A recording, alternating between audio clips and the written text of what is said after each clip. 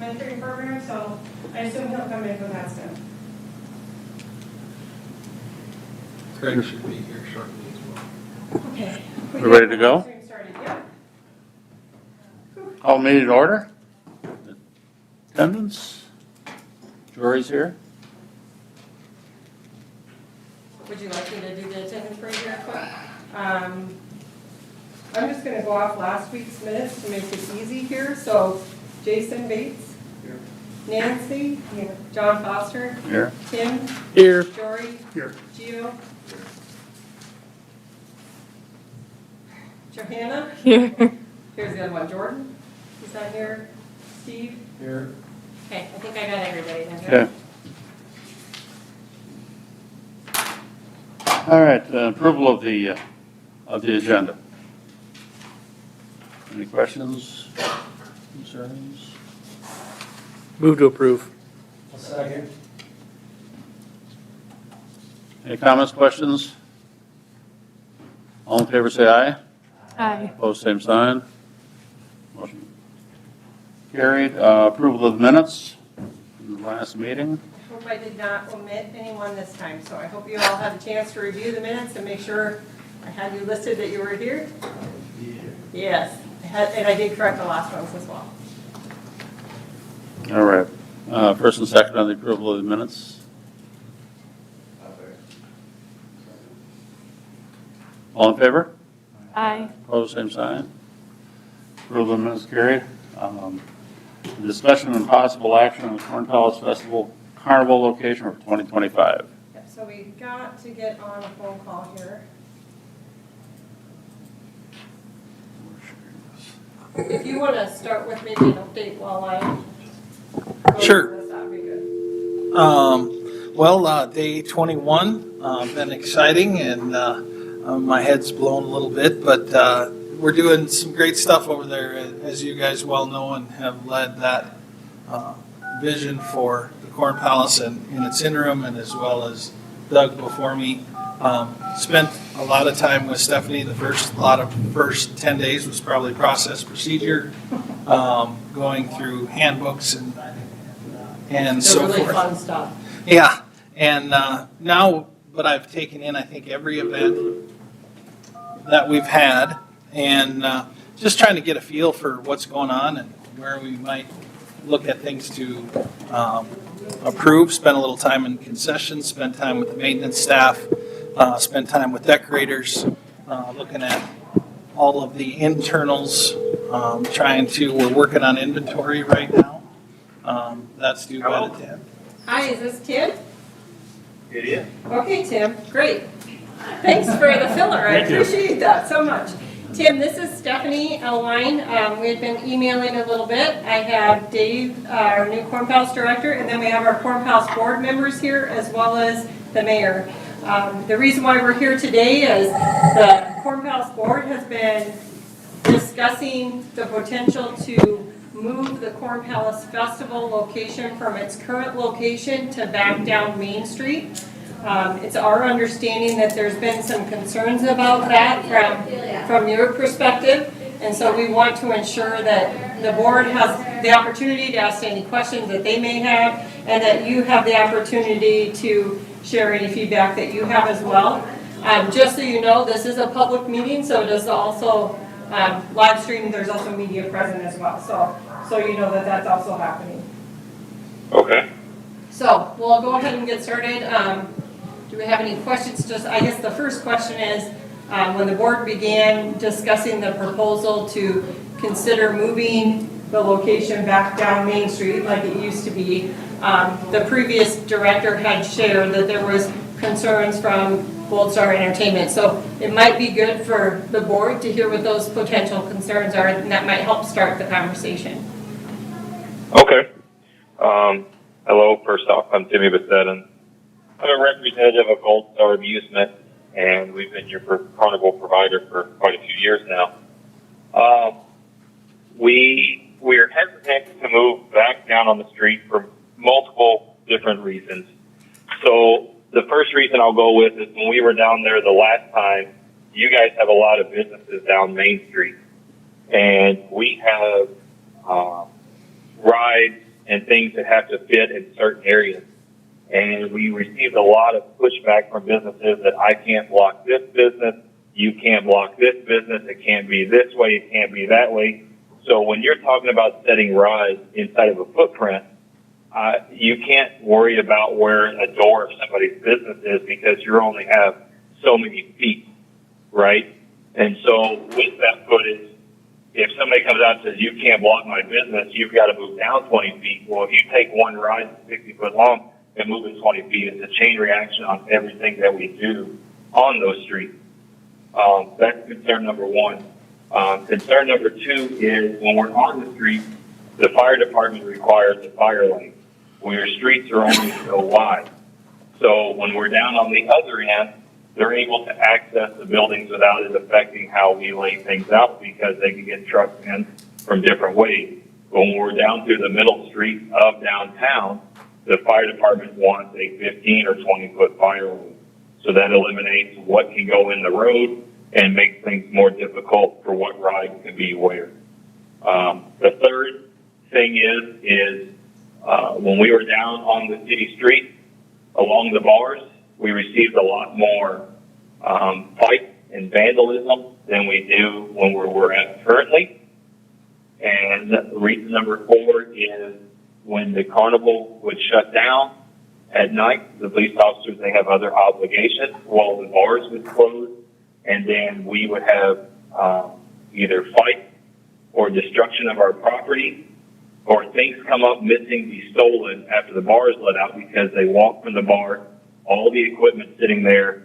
We've had height signs stolen. They've taken our plants that we put out for the rides or beautification and tipped them over and thrown them. And then we've actually had children's cutouts for kids to take pictures in or have been stolen when we're down the downtown streets where when we're at where we are currently, the bars aren't by us, so therefore we don't get that foot traffic and that stuff doesn't happen as much. I won't say that we haven't had any issues with fights amongst kids down there, but it's a lot less than where it was previously. So that's my four main reasons for the reasoning that we don't want to be downtown on the streets. And I'll take any questions or whatever you need from me now.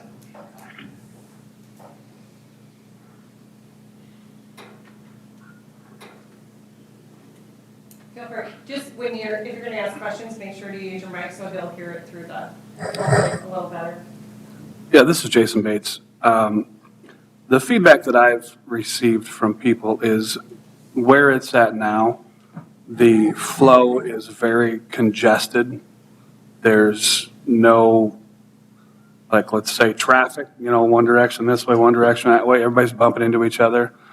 It also takes away parking, and probably the biggest thing that I've heard is there's no awnings, and the older people can't get out of the sun. And so the older people have to walk farther to get down there, and they can't get out, they can't get any shade. So more difficult for, elderly people. And I took my kids down there, and it was everybody bumping into everybody. It was awful. There was no flow. When it was downtown, it was more like a traffic street, one going one way, one going another way. You've seen a lot of elderly people sitting on the sidewalks in their chairs, watching people walk back and forth. And I am a bar owner, so I've never had any agenda. I'm a good friend of Mike's, Featherstone. So he would bring people down. We've never had any problems with any of your employees or fighting in the 16 years I've owned this bar. And my dad owned a bar since 1979, and it's been downtown since I was a little kid. So I guess I'm sure you know some of the problems that you have that we don't know about, but in my opinion, it's a huge majority of the city wants it back downtown.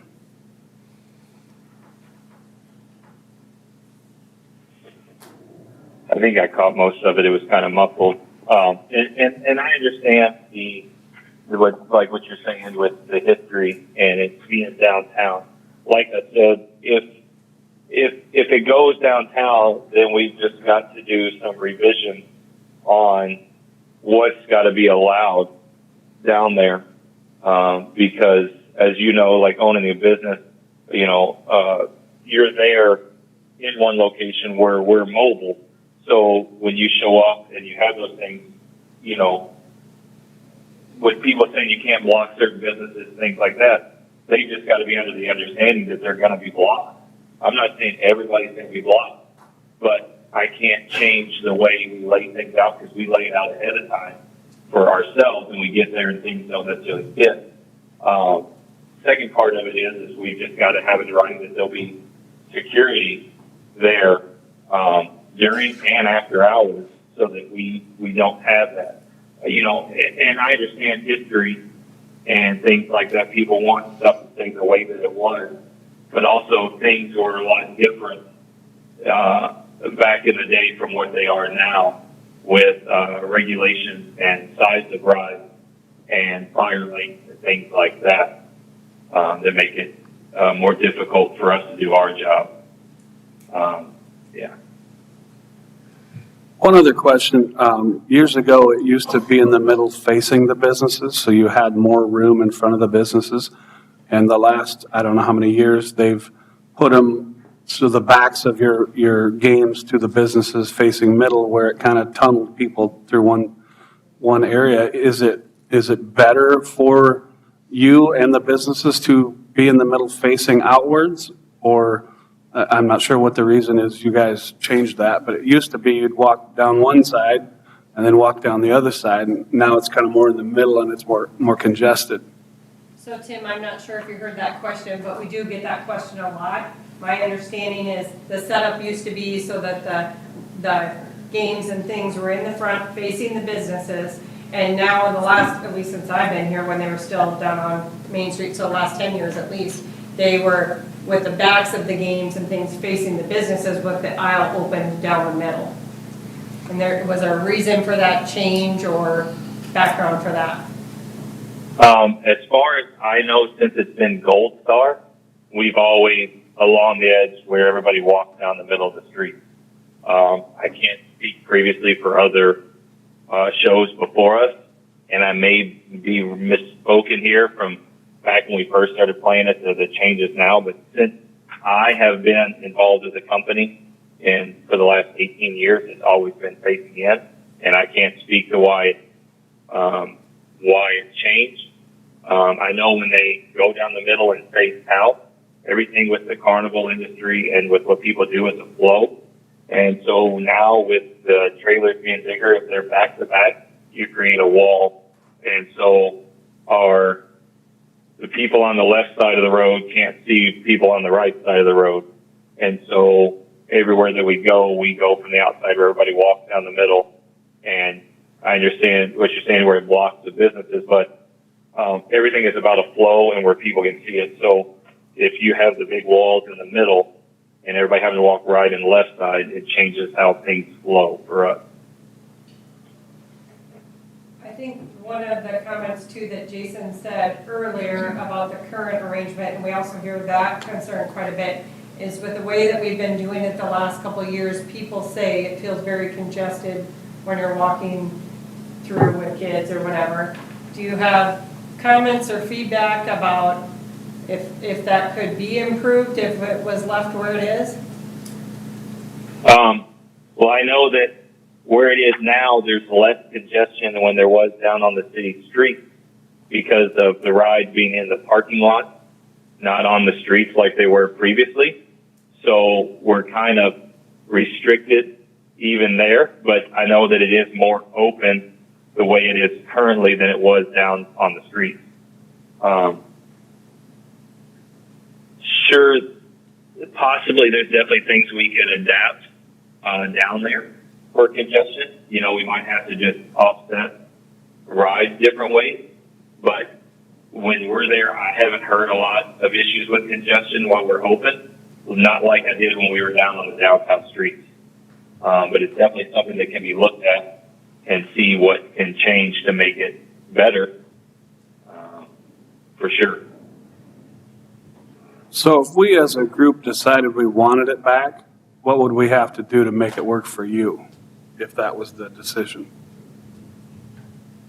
What was the question? I'm sorry. He said if Muffled. the Corn Palace Board decided that they wanted the carnival to go back down Main Street, what would we have to do? what would we have to do to make it work for you, the carnival, right? Yep. Okay. Well, a couple things that would have to be done in order to do that is we would have to know before we agreed to go down there is what is the fire lane and the layout of the fire lane so that we know going into it. That's first off, like which roads can be blocked, how do they want it to flow, how do they not want it to flow. Secondly, we would need the businesses to basically sign off, or you guys sign off saying that your business could be blocked and there's nothing that we can do to prevent it. Because I just don't want to show up and get into arguments over locations of equipment because it blocks somebody's business. You know, we try and do the best we can, but ultimately we can't make it perfect. And then the third thing that we would need is we would need the police department to say that they would give us officers, you know, not only while we're open like we do now, we have that currently, we understand that, but we would need them officers there after hours till bar closed so that we're not, and they're going to have to figure out a way to space it, or we're going to figure out some sort of way so that there's not disruption as they walk home, you know, and I don't know what that is. We could come up with something amongst the Corn Palace Board and us, but we've got to figure out what that is. You know, it's just, it's very upsetting when you go to bed at night and you get woke up throughout the night from people. And I understand it happens because people go out and drink and go overboard. But we just got to figure out, can officers be down there during bar close, walking the streets to make sure that it prevents it as much as possible.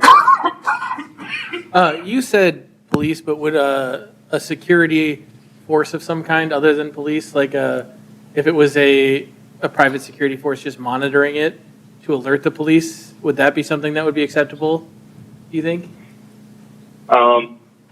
It would be, I would be okay with it as long as they had some way to directly communicate with the police department, you know, picking up and like, if there's some sort of radio, I don't know how to do that because when you have a private security firm that has to dial 911 just like everybody else, by the time that they get them on the phone, the incident has already happened.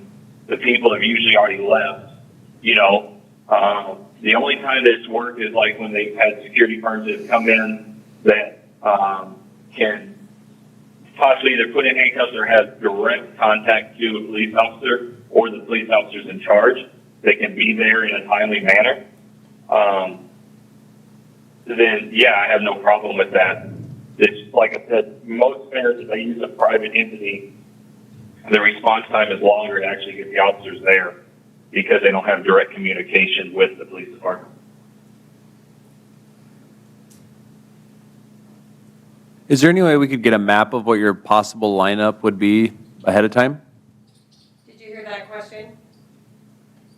So Say that again. Okay, so the mayor asked if there was any way for us to get a map of how it would be set up if it was going down Main Street. If we'd probably have to provide you the visual of it, but that you could add what it would look like.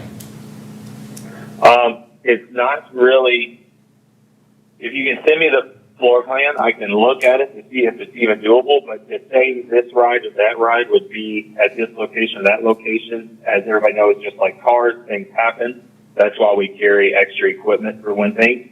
So I don't like to say this is exactly how it's going to be laid out because say that my zipper does break down. Lord help me if it does ever coming into Mitchell. But if it did, you know, then I feel like then sometimes people are like, well, you had it on the map. This is how it has to be. You're obligated to this. You know what I mean? That's what we run into by sending it far ahead of time because there's things out of my control that can't happen. Does that make sense? If we had a general idea of what businesses may be obstructed a little bit, that would give us time to talk to the businesses or maybe figure out a different floor plan. You know, we've had some businesses closing and, you know, it might not be an issue this year. So the comment was that if we could at least look at what that floor plan might be, it would give us the opportunity to talk to the businesses that might have something in front of them, because the downtown business climate is much different than it was even 3 years ago. It's different businesses, some of them have closed and. Yep. Well, I'll tell you something else to think about for downtown that you guys have added that has changed that's going to affect a lot of what we do is you guys added the bump out curves on every intersection.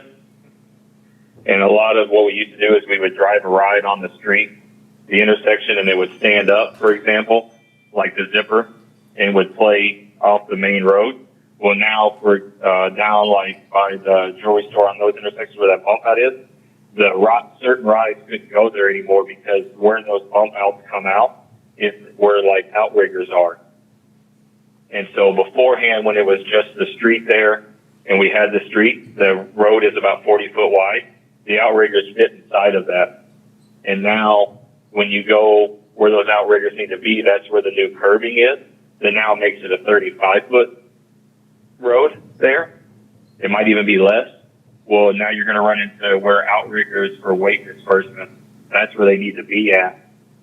And if you pull off the road to make the outriggers clear, well, now the ride is spinning where the curves are, for example. Or if you go out into the main road more where the outriggers clear, now you're too close for the fire lane. Those are things just to think about too. And I guess I'm looking at the contract right now. I thought somewhere in here it said the number of rides. It's in the bottom, it says approximately. Approximately 20 rides. I know we had a count of that in the last couple of years, what we've actually had. I don't have that in front of me, but do you believe that you would still be able to fulfill that requirement if it goes down Main Street? No. That being because the fire lane affected. Second part is when you go back on the city street, it's a lot further of a run for our generators, for example. So lead wire to be able to reach the generator. Because where are you talking starting from and going to all plays effect into how many rides can fit.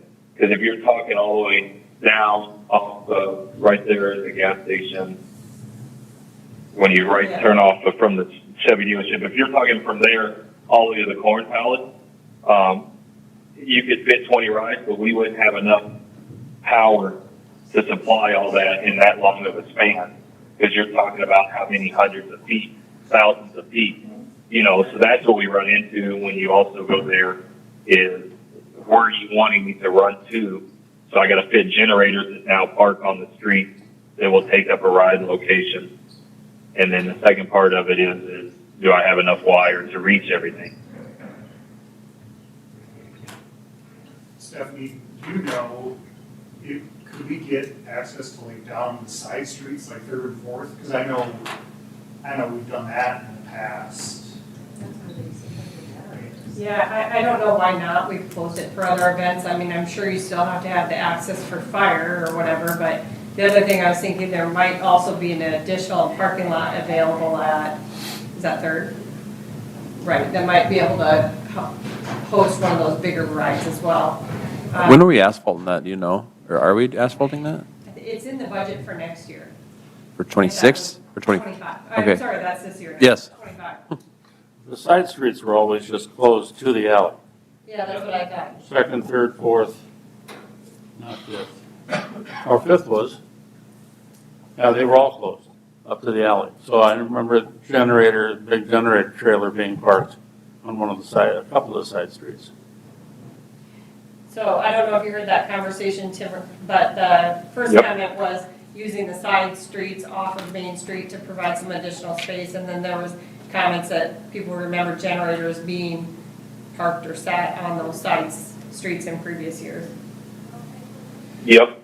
So sometimes generators would sit on the side streets, but also on the side streets we had to have the support vehicles like our parts and shop trailers and our stock supplies for the food stand would have to sit on the side streets because ultimately there's no real parking lot that anybody would really let us use the park on. Where when we're down on the other end, I have the back sides of the parking lots that we're using to set the rides in. So yes, ultimately on the side streets, we did use them previous years, but they fit more. They took up room for the support trucks. The second part is when you go on the city streets there and I start blocking, we had a lot of complaints for ADA. How do they get around with the ramps down being blocked? Just so that's in your concerns too. And then the last thing that I'll bring up about something I meant to bring up first on issues is when we're down on the city street from all my employees to go to work, you know, where the housing is for the employees to where the rides are, it's a lot further of a distance for them to walk or things like that because we have company vehicles they can drive, but then the side roads are covered up with other people that live in apartments around downtown. So there's nowhere really to park. They have to walk it. It's a lot further of a walk. That was one of the other concerns I meant to bring up. I apologize.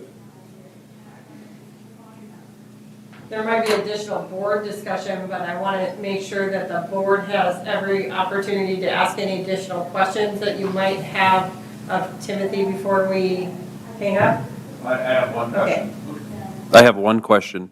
So it sounds like you are willing to run it back down First to 7th Street with rides or with the stuff in the middle facing towards the businesses if we can figure out the other 3 to 4 needs you talked about, which include blocking businesses, getting security, and then a fire lane. Is that correct? So he's asking if, he said he sounds, I should almost have you come down here and restate that. He said that you're willing to do down Main Street with the rides facing the businesses again, like it used to be done 18 plus years ago. And then what was the other part? As long as we meet the other needs that you had set forth, the 3 things that you said. PD, fire lane, and security, stuff like that. You're not opposed to Yeah, that? so, well, I'm not necessarily opposed as long as, well, so a couple things before I can say I'm not opposed is I need a layout of the new street design with the curves. Because with those curves, for example, that makes a big deal on what rides can go, and I could cancel rides out right away that you would know wouldn't be there because they no longer fit in those dimensions. And then yes, if we got the businesses that sign off or whatever saying that nobody's going to show up and tell me that this can't block that, you know, absolutely. And then the PD and security for the after-hour issues that we were having before. Okay, so Tim, I thought I heard you say that you guys can't do the back-to-back anymore because it creates a wall, but now you're saying you can? No, not the back-to-back with the, no. I'm saying in front of the businesses, just like we did previously, where they run down along the edge of the sidewalk facing in, which is what we'll do. But I can't have the businesses coming out upset that I'm blocking them with the trailer. And we had questions asking why you can't do the way it was 18 years ago where it was facing the businesses is, and what I heard you say is because now the equipment, the trailers or whatever, are so much bigger than they used to be, and that's why you can't put them back to back facing the businesses. Correct. And there's a couple reasons. The trailers are bigger, first off. Secondly, when they're back to back, like that, what we found years ago, not at Corn Palace, at other events that we did, we found that, you know, people walk on one side but not the other. So now you're bringing in equipment that nobody's even occupying, right? You're taking up space where when they're on the outside walking through, people access stuff that's on both sides of the street because it's an open lane and they can bounce left and right. But when you run down the middle facing out, you have to walk all the way down to where the next opening is to come up the other side. Well, people don't do that. You know, So that, they walk down and continue walking. so that question brings me back to the mayor's statement when he asked, are you able to move back down Main Street with those rides in the center facing the businesses? So you have the two alleys if we need the layout, the businesses sign off and the security. Because I think initially you said yes, but I want to make sure we all have the same understanding. Yes. Yeah, so I apologize. I didn't catch the part where he said back-to-back facing house. I cannot go back-to-back facing house towards the businesses. I could look at going downtown as long as we go back to the way we were when we were down there within the last 18 years, where they run along the sidewalk and the stuff facing inside to the center of the road, like facing each other, not facing the businesses.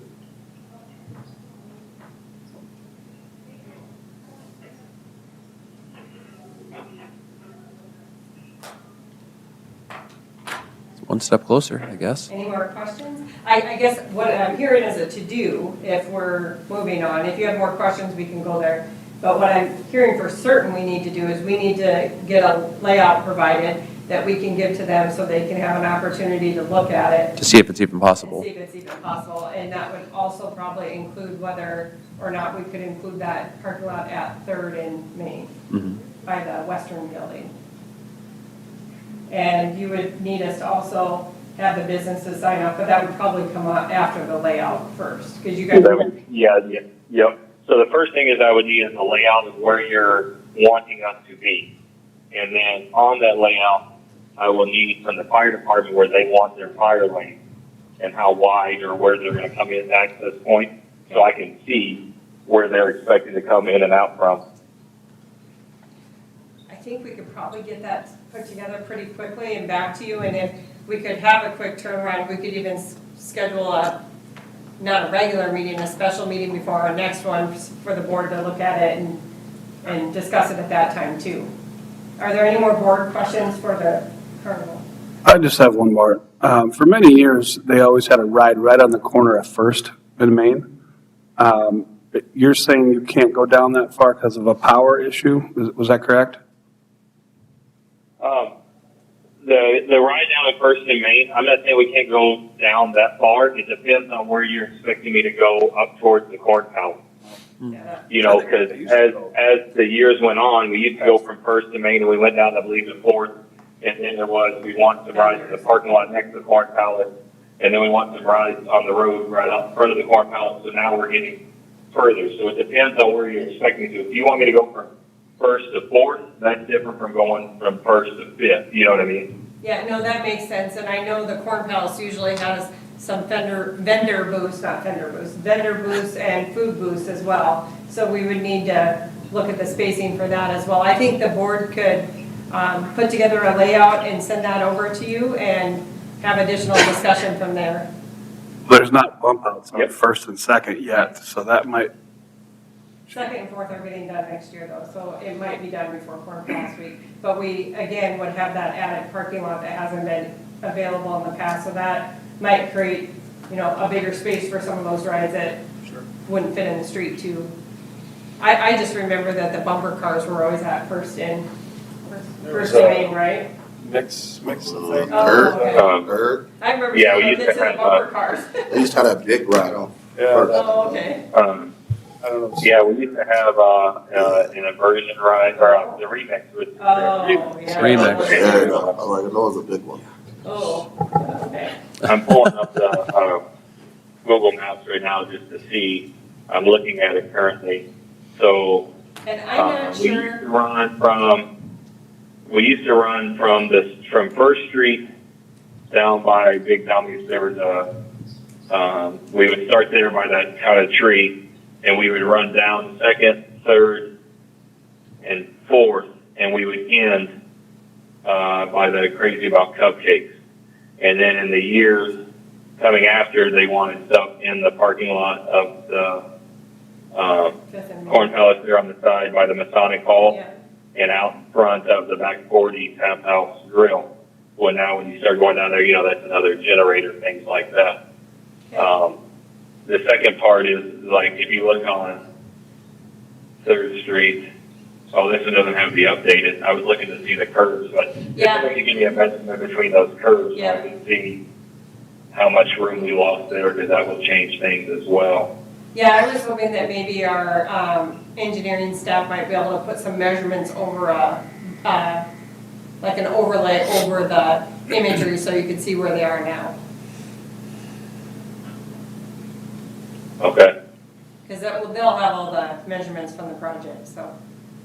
yep, to see and know. I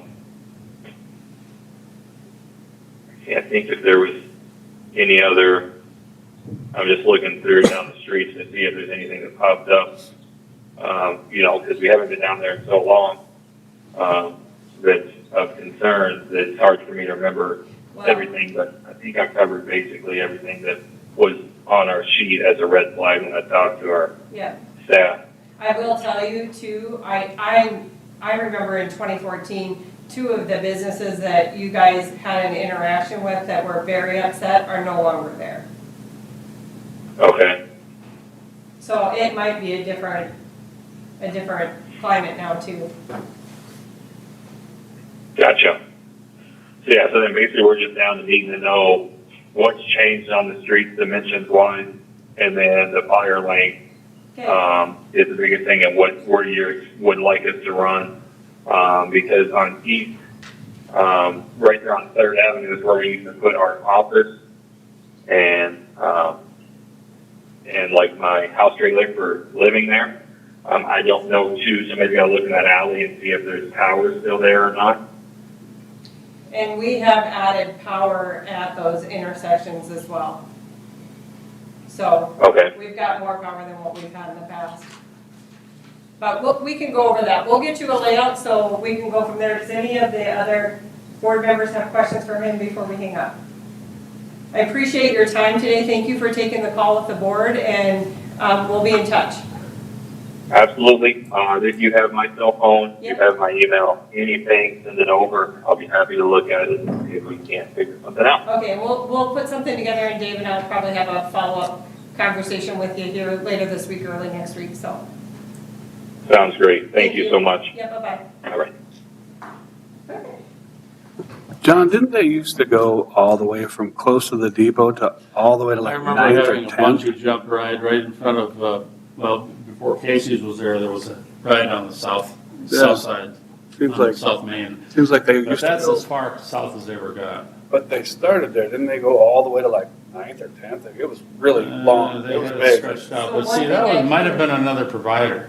I'm It sure- was- I think it was. Blue, or I forget the name of it. There were various reasons we Yeah. didn't want them back, but one of the things I know that I heard, obviously there's an apprehension in having these rides, and it's not the rides, it's all of the gaming back to back, because I know that, and I've heard it mentioned before, that it's a profit deal. That's 100, A lot of it has to do with not getting the Right. gaming played the way they need to, and we get a percentage. We do, so, you know, the It's like 30%. profitability of the carnival is important to us because we get a percentage of that that also goes help support the other entertainment, like the free entertainment outside and the paid concerts. The owner of this carnival's kid's a good friend of mine, and they moved it that way so that you couldn't get away from, people spent more money being tunneled into the games. Well, It wasn't because of the trailers.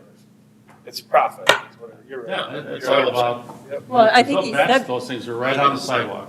Yeah. that's what I heard him say, though, the trailers were bigger, so you couldn't see people on the other side. Well, And they want to be able to It's- grab that It's a traffic. profit reason, is what Yeah. Mike told me. purely.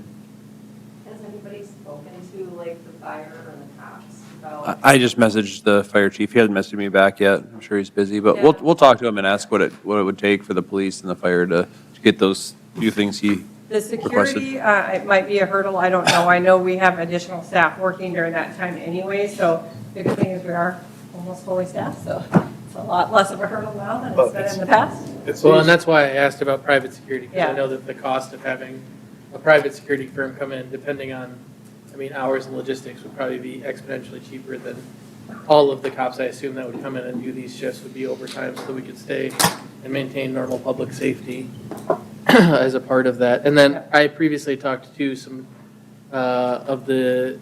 they were not necessarily concerned about some of the things that he brought up about public safety as far as like being able to get to people or anything like that, that they felt that they could do that. So I don't know if 15 feet is a requirement for something specific that they weren't referencing, but That came from a previous director, I can tell you that. I think the thought process is a little bit different now. yep. And so, yeah, I'm just, that I had talked to both fire and police, and they both seemed very willing to work to make it happen.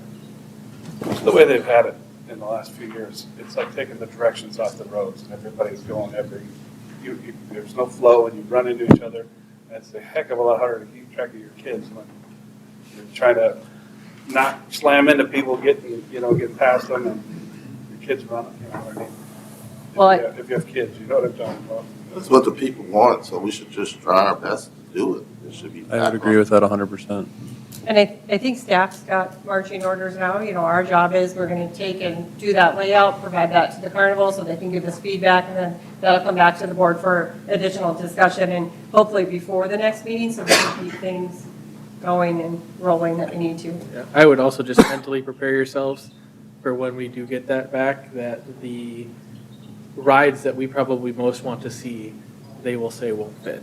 Because I was expecting that too. one of the things that I wrote down is, because I don't want to, no. And that's, he was saying, yeah, I'd be willing to do it, but here's why I can't. And so I got the general impression that this particular vendor does not want to, like, he will tell you, yes, I will work with you, I'll make it work.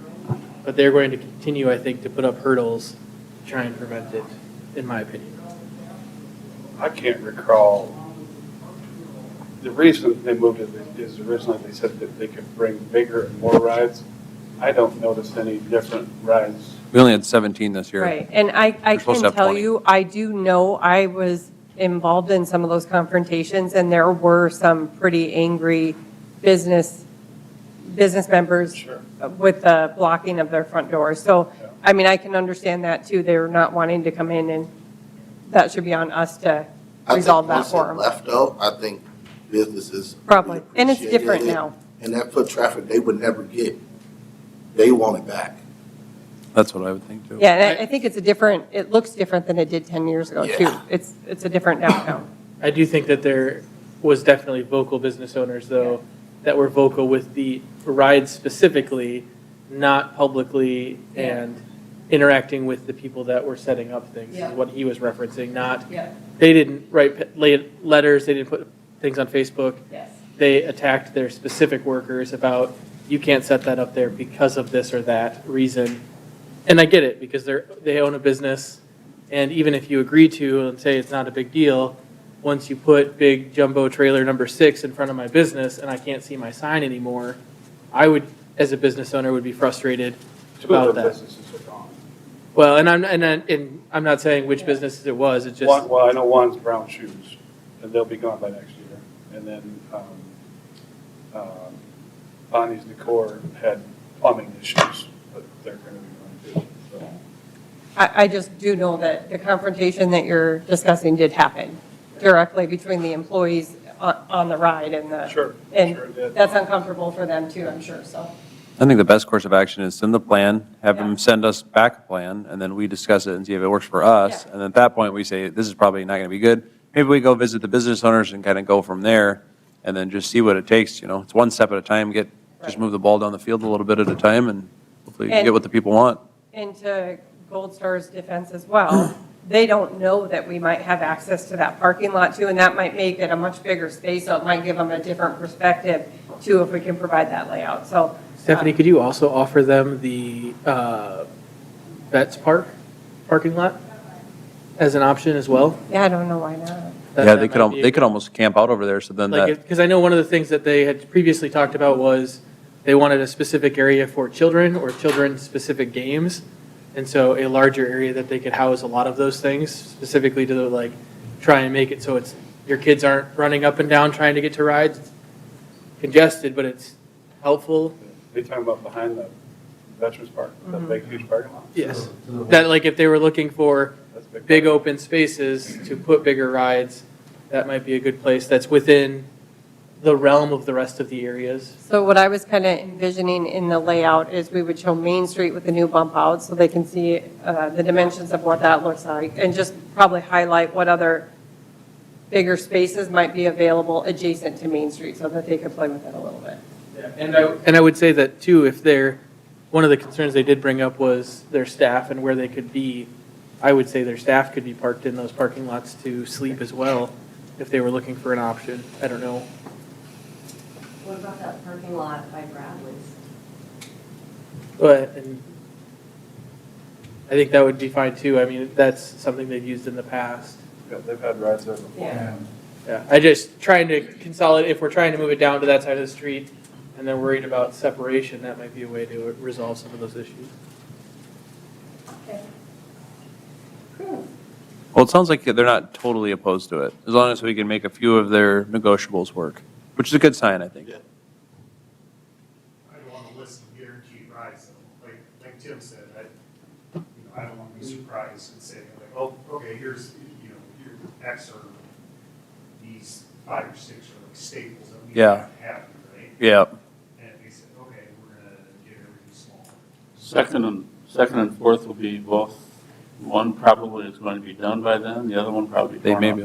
In the contract, it says that they're, either done before the beginning of August or they have a break where they can't do anything. So if it's not being worked out, then it has to be put back to a surface that can be used. So it's gravel or whatever they need to do. Yeah, I think that's why ours got pushed back this last year. So Yeah, probably. in So front of us. it all depends on probably weather and contractor schedules. So we'll see how that goes. Any further discussion? Okay. On to director updates. I'm sorry, did everybody know Dave? Dave said Yeah, I guess I should have started with something? Okay, well, around the room. This is Dave. Hey, glad to be here. Glad to be here. Yeah, I think, based on a very short amount of time I've taken in, and the staff's been fantastic. We've looked at concessions, we've looked at conditions in the building, we've looked at some ideas, have been given lots of ideas, had lots of outside people texting and reaching out and what we can do. We put some chairs in there. If you haven't tried the chairs yet, by the way, you should go over to the Palace after this and try chair 1 and 2, as well as the ones out here in the lobby, as we're trying to get a sense of maybe what we could do for seating inside there. We're working with surplus and some of the things that are there that have been there for a long time that maybe are obsolete now as part of the normal city process. I don't want to jump in on the director's update, but I do want to make sure we let the board know. The entertainment, we don't have an update at this point. We do have our 2 offers out. The way Pepper Entertainment explained it to us is they go on like a hiatus at the end of the year, so they didn't expect that we would start hearing until after, this week. I was hoping maybe we'd have something for today, but we don't. If we hear back on those 2 proposals that were made, we could always schedule a Zoom executive session or something to follow up if we need to go farther, but that's why we don't have anything on that today. And then for the DW murals, obviously we don't have any new reports because the kids are on holiday break. So probably by the next meeting, we'll do another review of the more refined murals and get to a point where we can start making those public too. So when you have your final decision on the murals. So those 2 items were carryover from previous board meetings. So now I no longer have to report on anything. How's that? She keeps saying that. She's getting me nervous. Yeah, I guess with that, whether it's, I don't know, appropriate, but I'd sure take any other questions or it seems like a bit of a whirlwind, but everybody's been wonderful. It's been a great time, and I'm excited and looking forward to the challenges ahead. And the door's always open.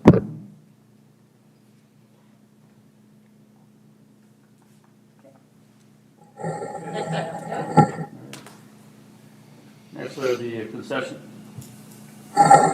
stand and operating policy and procedures, the approval of that. And this is a carryover from, I Yeah. believe, the last 2 board meetings. So Right. we do have that listed. I can't, actually, it might have been more than, I think you guys started talking about it when Doug was still here. the board asked that we revisit it at this meeting, so I've got it scheduled for discussion. It says action, but that's because if you're ready to take action, you can certainly do so because it's listed the correct way on the agenda. Tim, I don't know if maybe you want to overview this again like we've done previously, but. Yeah, so this goes back to a conversation that I had with Doug about concessions and operating procedures. I had, in a previous life, have worked in facilities that had concession stands, and so this mimics an agreement that we would maybe have as a part of that because we were contracted to do those concession stands.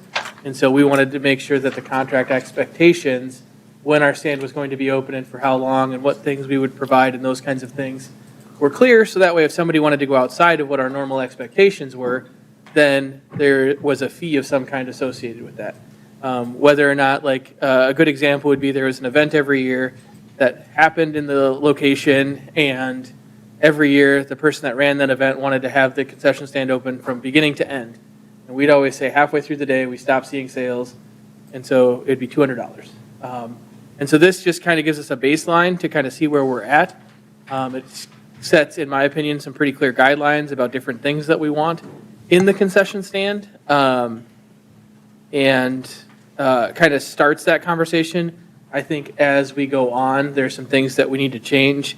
Like as I reviewed it, under Section 4 staffing, I would suggest we remove the word certified in food safety and just trained in food safety is probably okay. That we don't need all of our staff certified in food safety for the level of food production that we're doing. But some of those things that it gives us a starting point that's clear and able to be communicated with everyone so we can kind of set that expectation and kind of go from there.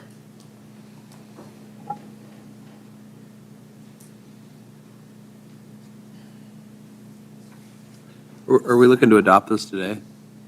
It's on the, It's been scheduled several times. It seems like we've always been out of time by the time we get to this, so I want to make sure there's plenty of time for discussion. If you're ready to act on it, it is scheduled that way, so it's up to the board. can we adjust this and adopt it today Yep. if we wanted to choose? Yep.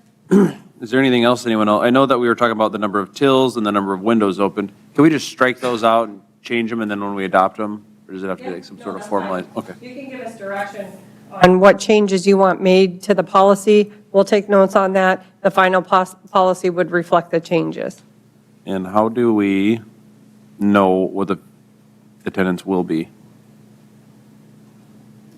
I think that for us, we would look at historic data.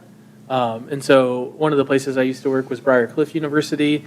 And so we knew when Briar Cliff played Morningside, our crosstown rival, the place was going to be packed. Got it. And so, but then when they were playing, I don't know, what's the worst team in the GPAC? Don't say that out loud. Don't say that out loud.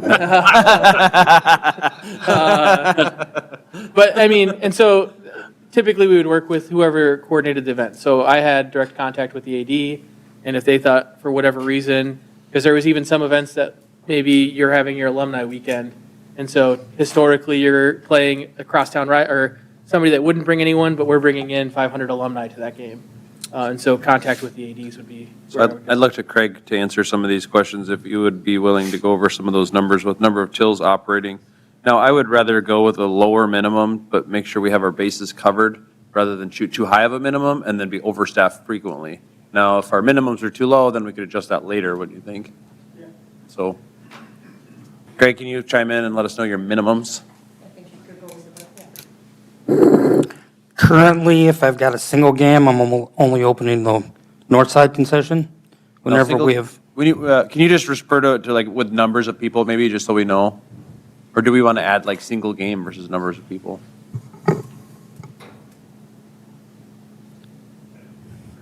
Okay, go ahead. Sorry, I interrupted. if we have a single game, we're just opening the north concession, and we have 2 tills in there. If we're running a doubleheader, whether it's with Dakota Wesleyan or with Mitchell High School, then we're opening both concessions, the north and the south. The south only has 1 till. Upgrade. Stephanie just said that one's been ordered, but yeah, so it doesn't have 2.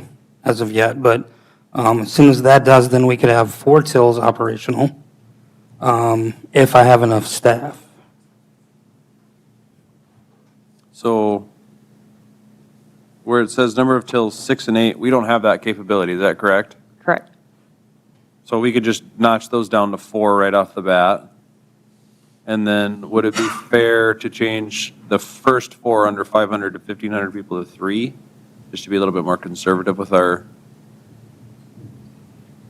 could maybe you have a doubleheader that's a little light, so you have 1 for sure, then you have maybe a half open stand on the other one? Is that fair to say? And I think maybe before the board gets too far into this, Dave had a really good question or point that maybe the board should consider. I think it's important to look at this, is this going to be an operating policy, or is this going to be more of a guideline for operations? If it's more of a guideline, they can vary from that to meet specific needs of individual events. And I might have missed it. No, I think that was it in a nutshell. Is it procedural or is it guideline-based in terms of, say, for instance, a menu item change that takes more or less prep time, and we see this move one direction or the other, needing, say, 4 in a situation where maybe we have only the crowd for 2, but because of the food item, we move it. Are we operating, I'm just curious of what your guys' thoughts are on how we might do that. Can I answer your question in the, question? well, in the best way to not answer your question and say both? I think there's things in here that need to be procedures. And then, like we said, the food offerings can be other things. But I think there needs to be minimum operating procedures in terms of windows open, right? Because I think that's where we got caught up. And I think that was the spark to this, is we had events where we had not the windows open that we needed to have open. And I will say credit to Craig and crew, as far as this year, Dakota Wesleyan basketball games, that's what I've been at. I've heard a lot of, thank goodness, we got both windows open this year. That didn't happen last year. And I know people have commented on that, so kudos to that. Yeah, I heard nothing but good things about concessions and that they've been running smooth and that it's been a good, thorough job. So I think we should just ask the person who's doing concession. I think he would know more than we would if he was doing the job. And to DWU's credit, they actually came and met with the mayor and I and gave us kind of guidelines of when they would like to see 1 versus 2. They said for single header games, 1 is fine.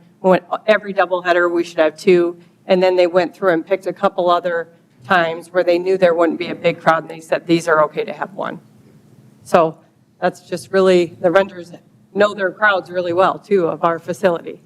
Yeah, and I would, I guess, caveat, the reason that I thought about writing this was that I was at an event and there was only 1 window open, and that was the direction that was given to the staff, and I disagreed with that direction. And so if you're in a bureaucracy type system, the right thing to do then is write a procedure that lays it out in paper. And I think that a This is better solving thing last to year's say problem. is that although it is a procedure, it is not written in stone, right? That we can change the procedure as needed, and I assume that quite a bit of change might be needed with this procedure. Yeah.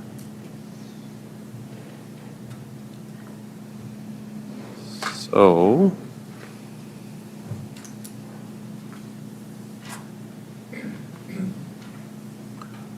How would we like to proceed? Well, my question, if Craig is comfortable with this, he's the one who's running the staff, and put him in the right path or not. And if we met with Wesleyan, why don't you guys meet with Mitchell Colonel, like Corey Odlin, to find out, like Huron doubleheader coming up. We probably should have Yeah, me too. all hands on deck kind of thing for that, I think Craig's doing a great job running the concessions now that, he's got the freedom to do what he needs to do, and I think things are going really, really smooth. We've heard nothing but great things. So we probably should have something in writing in case Craig wins the lottery and buys an island or something. So, Will we go more on guideline? Or well, here's what I'm wondering. If the biggest concern is the really number 3, concession windows and tills, and the mayor said 0 to 300 for the one window, 300 plus for the second window, with some discretion to the staff that might know if, even if it's a 0 to 300, maybe it'll be really busy. If that's the primary thing that you want set in stone, do you want to take action on that specific policy and let the rest kind of keep developing, or? No, The other part that I think I haven't made as a part of this as well is that when I talked about menu offering during the Corn Palace Festival, there was, again, city staff was given direction to not have hot food available at our concession stand. And so I wanted it spelled out in writing that my expectation is that that should be there. And to this, again, staff's credit, they were very accommodating and they were very willing to make me something. But then they were just like, you just have to wait for it. And when you're going to an event, you typically don't want to wait for things. And so that was one of the things. And then as a part of a larger conversation, do we want during non-tourism season to have the robust SKU population that we have right now available, or do we want to slim it down to what things we think are best sold at a basketball or other such concession type event out of those windows? Would be something that I would consider a look at, because right now I feel like we have, energy drinks, bubblers, all these kinds of things that I personally, if I'm going to a basketball game and it's there, maybe buy it, but if not, I'm going to find something else to quench my thirst. And that was my opinion on that as well. And I think we're working through the SKU population and determining on what we want to reduce and what we, so. No, I think the concession's doing good. I think we should, if we had some sort of, at least minimum for something, it'd be nice to have. But I don't want, they're doing a great job with the freedom they have now. I don't want to put too much of a bind on them. You know what I mean? Well, and I think that if this is something you guys want to work through and come back in 6 months and bring us a revised policy based on what you think works best for you, that's where I originally asked Doug to do that originally, and I never got feedback from him. And so I would love that input as well. And so yeah, that's probably. I'm not going to say anytime soon because I want you and your staff time to work through that. But Well, I think, me personally, I haven't had a chance to talk to Craig about it. I think as we're talking about the front end too, right, about staffing. And I think that comes from some of the things I've heard, Craig's certainly heard about, gosh, we should have had 2 open and we only had 1 open and we had long lines and that's been hard to do. I think that also has probably made me, at least I'll speak for me, feel like, gosh, now I'd rather be overstaffed than understaffed because this is a big issue and we hear most vocally about it. So as we flesh through this a little bit, I think one of the things we want your support or your direction to help set as we're setting the front end process of how many people to work under given situation based on the data we can provide is to have a really good conversation with Craig too and try to come back to you with when can we let some of our staff go? Should we need to let our staff go? Because right now we're going to err on the side of, gosh, this has been a big problem and we're hearing it from the college or we're hearing it from, not the college, but during those games, or we're hearing it during other things, and then, so we come armed for bear, and then hoping that it's going to be that full, but then, gosh, you have a tournament that's not related to Mitchell or to, in terms of the high school or Dakota Wesleyan. We don't always know what our out-of-town data is for a couple of those events that we've had, like over the weekend. We had some weather, we were staffed well, we were ready for everybody to show up, great inventory numbers, ready to, food prepared, and then we had snow out west. So that's, for me personally, as I try to give those, help determine those things, I think that's worth you guys discussing or considering as we bring back that recommendation too, is what are some of those thresholds, especially as we talk about when we close down the stand and how we start up the stand, and there's some of those nuances that maybe we do, Tim, need to come back with a little bit of, this is this is how it starts every day when we have to have it open, whether it's for 50 people or 5,000. I think just reading through this, the only thing I would say that we would probably have to figure out any sort of actual numbers is probably number 3. Everything else I would say is either already being done or pretty agreeable by most people. You know, staffing, ensure adequate staffing levels for expected crowd size. I mean, that pretty much puts it. Yep, nope, and I, and Health and food safety standards, we can all agree we want safe, clean. And like I said, this was not a condemnation of what is currently happening at the Corn Palace. This was a policy that was something that I had in place, and so I just found an old copy. I did strike out something that I didn't like in the contract that like annoyed me, so I didn't even bring that to you. And so there are some things that I took out of that, and I'm not going to say what that was. It's walking tacos. But other than that, and so. You glad you struck it up? Yeah, because then it becomes, well, what toppings do you need to have? And that's where I got always, because there was never enough. And so, yeah, anyways. Well, Tim, as you said too, in 4B, trained, not certified. Yep, There's a pretty good difference in the two. So why don't we just have maybe Dave and his staff just keep track, you know, like jot a little note down, like, I think we can pull audience sizes from either the ticket attendance, and then we could just say, you know, how many people we had, you know, went good, too much, not enough, whatever, you know, just get a general guideline, and then we can go from there. I would like to see the actual board take action on something so we don't have to keep putting this back on the agenda. If it's, you know, if you want to give that direction, let's put that into the record so we don't put this back on for the next week or the next meeting. Because I feel like it's been on the last 3 or 4. I don't think I'm a voting member of this board, but No, yeah. if I was to make a motion, which I cannot, I would say pass it the way it is, subtract 3 from this and change the word certified to trained, and then we can make those Or you could. adjustments at a later time if those Yeah. things are deemed necessary. But I think right now, things are going very well in the Corn Palace. And if everybody feels like 4 through 6 were the items that are kind of no-brainers to approve with that change that he mentioned, you could direct staff to come back with a proposal to meet Corn Palace needs on 1 through 3. But I think I heard you guys say 4 through 6 are just, Yeah, I think it'd actually probably be best to just, I don't know, strike it down or table it until like the June meeting.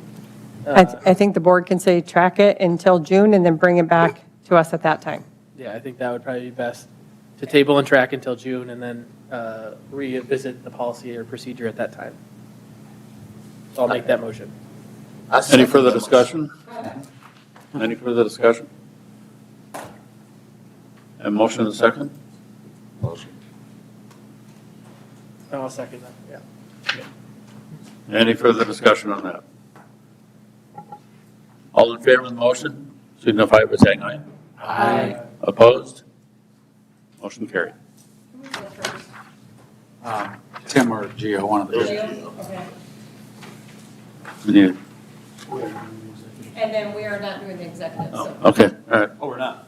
That was in place. And we have citizens input. I do have something for citizens input. Okay. Somebody reached out to me. A person in the media reached out and asked that they had a couple suggestions, and they did this just before the meeting. And so to summarize the longer text, they would like to figure out a way to have a spot reserved for them with a table and chairs that they could work during the games available to them, and how they might do that is something they would be concerned about or the possibility of. And then they were also wondering if there was a way for them to get onto a more secure Wi-Fi, that they're not able to conduct business in the Corn Palace at times when there are high traffic events because of the people using the public Wi-Fi network, and what that would look like. And so they were hoping to get both of those things addressed. And then in the comments, they also included that they were very happy with the hospitality and that they thought overall their events were very well, the media was very well received at those events. They just suggested that might be something to look at. And I can tell you, we cannot let any outside sources onto the city's secure network. That would be against our IT policies. So we have that public Wi-Fi for a reason, to keep it segregated from city. But I didn't know if there was a way to offer, Media, they own Wi-Fi. you getting, or having an offering and seeing if they'd be willing to cover some of those costs. I don't know. So we're having a lot of that discussion now about other telecom being in the building. If we bring more internet into the Corn Palace, it's a separate network, that's an additional cost to the city. So the current policy is we do not let outside sources onto the city's infrastructure network, so. For security Okay. reasons. What spot, do they have a spot they would like assigned specifically? No, in my mind, what I thought was some kind of procedure to ask to be seated at the scorer's table. That seemed like what they were requesting was what that would fit, because they asked for a table and a chair, and so, but I don't think they just want to walk up to that area, so. Would that be a renter? Would the renter be in charge of that? I mean, if they're renting the facility for, let's just say, a basketball game, I'm not sure that we can allow that. I'm clarifying with Yeah, the I legal mean, experts over there. It'd probably be Is there any depending. room on the scorer's table? Yeah, that would, so, Yeah, I know where this came about, but I think it was during the Hoop City Classic because we had live ticket going, we had Mitchell Telecom going, all the score people at the scorer's table, plus the score book people from the teams, the head table or the scorer's table was full. One individual was looking a place to go, we had the radio boxes full with radio coverage. He had nowhere to go. So I don't know if he went behind on the stage, does he want somebody working while he's watching the game?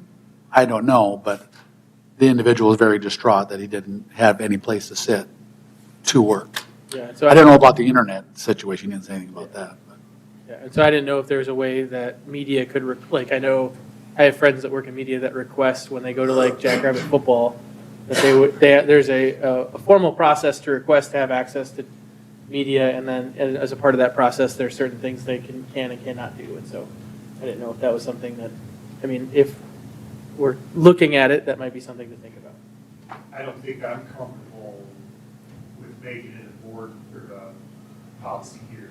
I mean, I think it's got to be with the group or with whoever it is, right? Yeah, this is just citizen, he provided the information to me, and so I was just making sure they knew about it, that's Yeah, all. and I'm just saying, Yeah.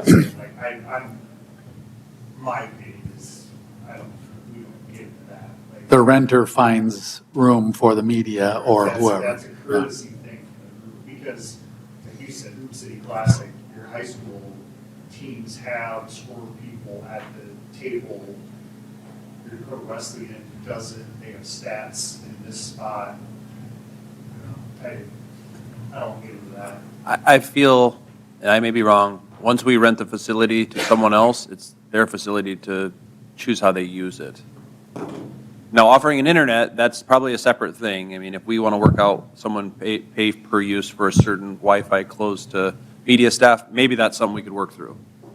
Tim, I think if, as the renter, I would be comfortable at least trying to mediate some of that discussion per the board's feeling that you're going to have to deal with the renter. So if I could be in touch and connect some dots for people, then I think that's beneficial for the Corn Palaces in terms of getting the word out and making it easy for the media to cover the events they need to cover.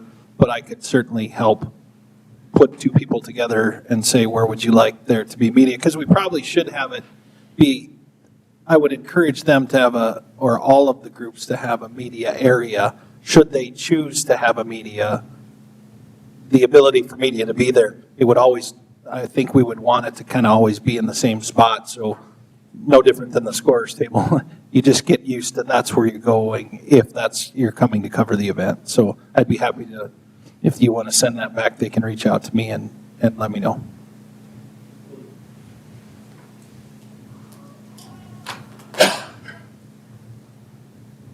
Would we need to make that a policy at some point? That is, just trying to. I was Well, no, just- not today. Obviously not today. It would be something for future. Okay. We'll leave that up to the director to determine how to bring it back. There you go. All right. That's No other citizens' input? Any further discussion? He's adjourned.